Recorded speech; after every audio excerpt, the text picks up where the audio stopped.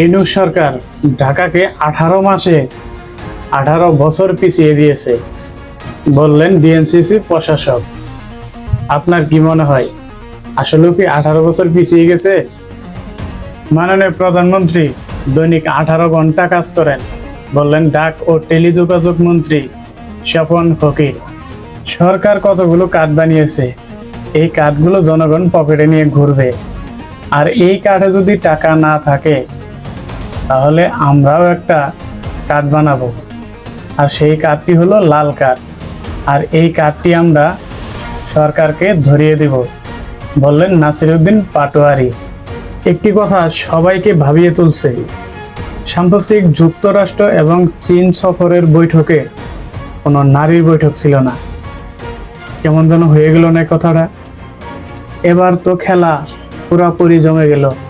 ইরানের পারমাণবিক চুক্তির পক্ষে ওবামা সাফাই, তাহলে এবার ট্রাম্পের কি হবে? আর এদিকে ইসরায়েল পুরাই বাস নাকি বলেন? ভারত এখন নড়ে চড়ে বসেছে। পদ্মা ব্যারেজের জন্য বাংলাদেশের সমস্ত মানুষের কাছে এখন প্রশংসনীয় তারেক রহমান সরকার।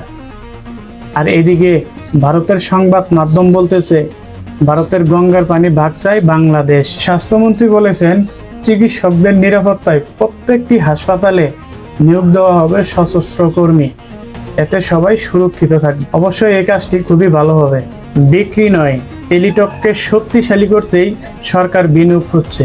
অবশ্যই টেলিটকের যে সার্ভিস, এটি যদি আরো স্ট্রং করা হয়, সারা দেশব্যাপী ভালোভাবে সার্ভিস দেওয়া হয়, তাহলে মনে হয় অন্য অন্য নেটওয়ার্কের তুলনায় এটি আরো বেশ এগিয়ে যাবে, এবং কি এর নেটওয়ার্কের এবং এর ডাটার দামও অনেক কম। তাই সরকারের প্রতি অনুরোধ এই টেলিটকটাকে এগিয়ে নিয়ে যাওয়ার জন্য।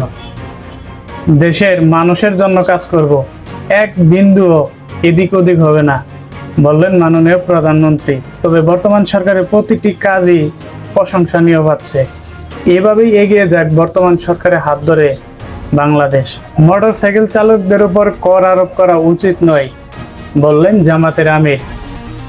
জামাতের আমিরের কথার উপর কি আপনি একমত, নাকি মোটরসাইকেল চালকদের উপর কর আরোপ করা উচিত? জানান আপনার মতামত। ট্রাম্প সতর্ক করার পরও নিজেদের স্বাধীন রাষ্ট্র হিসাবে দাবি তাইওয়ানের। বিশাল সুখবর, 1 জুলাই থেকেই পে স্কেল বাস্তবায়নের নীতিগত সিদ্ধান্ত দিচ্ছেন প্রধানমন্ত্রী। ভারতকে অবিলম্বে সীমান্ত হত্যা বন্ধের আহ্বান জানাচ্ছে বললেন মির্জা ফখরুল ইসলাম আলমগীর। যেহেতু দুই দেশ বন্ধু, তাহলে বন্ধুত্বের মাঝে লাশ পড়বে কেন, সীমান্ত হত্যা হবে কেন, এটা কি জন্য হচ্ছে সেটার সমাধান করুন। এই ছিল আজকের আপডেট।